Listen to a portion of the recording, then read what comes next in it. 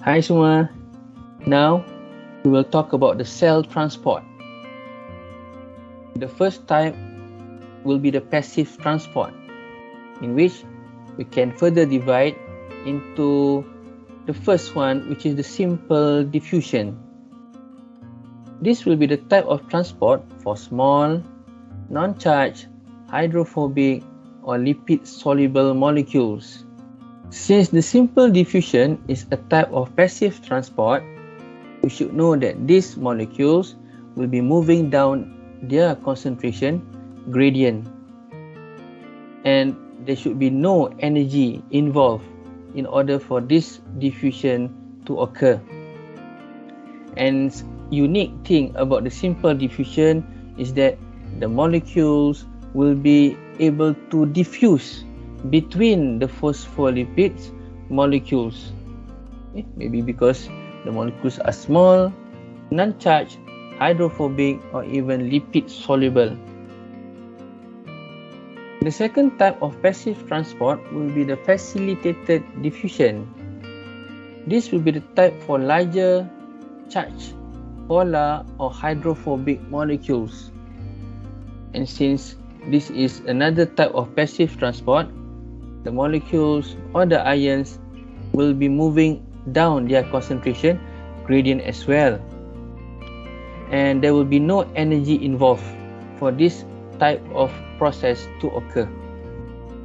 However, since we know that this is the facilitated diffusion, this shows that the molecules or the ions will not be able to simply move through the phospholipid molecules. Instead, they must be aided by transport proteins such as the channel proteins over here or the carrier proteins.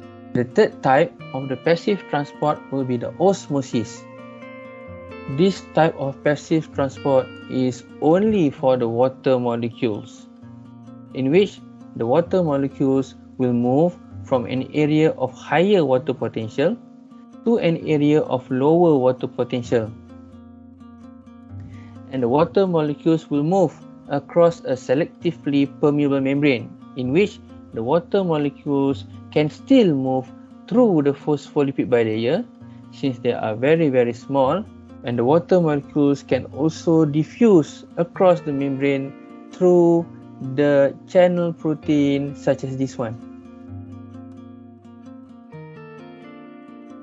And since this is also a part of the passive transport, and so there will be no energy required for osmosis to occur. Now, what is the water potential? Water potential is actually the tendency for the water molecules to enter or to leave an area through the process of osmosis. And we'll be having a formula to calculate the value of the water potential, in which the water potential, in which the symbol given is psi, is equal to the solute potential psi s plus the pressure potential psi p.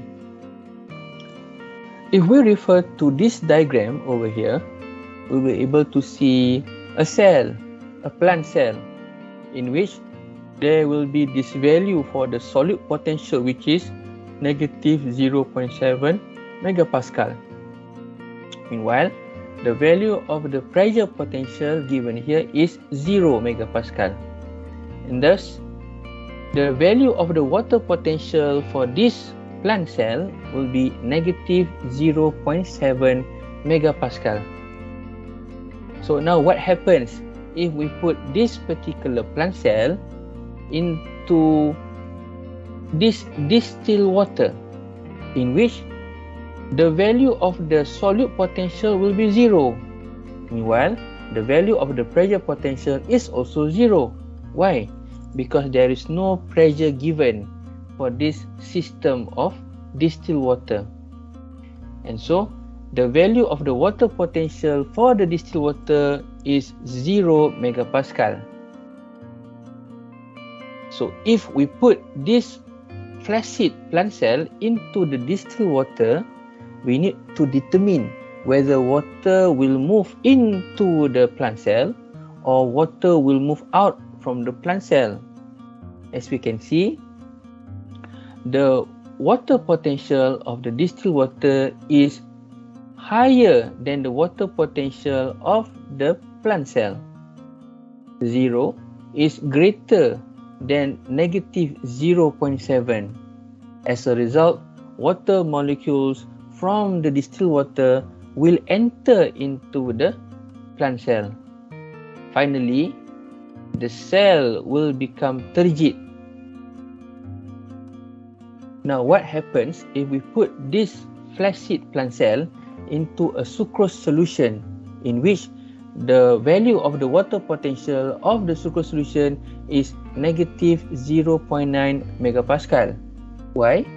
Because the solute potential given here is also negative 0.9. Meanwhile, the value of the pressure potential is still 0, because there is no pressure whatsoever given to this particular system over here. And so we compare now between the water potential of the plant cell with the water potential of the sucrose solution. So which one is higher? Is it negative 0.7 megapascal or negative 0.9? Negative 0.9 megapascal is lower than negative 0.7 megapascal. Since the plant cell has got a higher water potential compared to the outside sucrose solution, then water will move out from the plant cell. As a result, the cell will become plasmolysed. Another type of transport will be the active transport. In this type of transport, molecules or ions will move against their concentration gradient. And this is definitely requiring energy in the form of ATP. Another thing is that active transport will involve carrier proteins. One example of the active transport will be the sodium-potassium pump, in which you can see here the sodium-potassium pump actually involves a particular protein that functions as the pump, and the pump will transport 3 sodium ions out from the cell, and in exchange 2 potassium ions will be transported into the cell. Another type of transport will be the bulk transport. This usually involves things that are bigger in size and maybe larger in quantity. The first type of bulk transport will be the endocytosis, in which the cell will take in substance, and this will involve the formation of vesicles or vacuoles. And the bulk transport can also be considered as a type of active transport. Why? Because this also requires energy in the form of ATP. And there are 2 types of endocytosis. The first one will be phagocytosis, or cellular eating over here, in which you can see the cell is engulfing a particular type of substance from the outside. And the second type of endocytosis will be the pinocytosis, or cellular drinking. In this particular type of bulk transport, the things that will be taken into the cell will be smaller in size, or maybe they will be in the form of dissolved materials. And the last type of the bulk transport will be the exocytosis, in which the cell will release substance out from the cell. And in order to do this, a vesicle containing things that need to be removed out will fuse with the plasma membrane like this. And the exocytosis is also considered as a type of active transport. Why? Because it also involves energy in the form of ATP. And so that is all about the transport involving the cells. I'll see you guys later in some other lessons. Bye bye.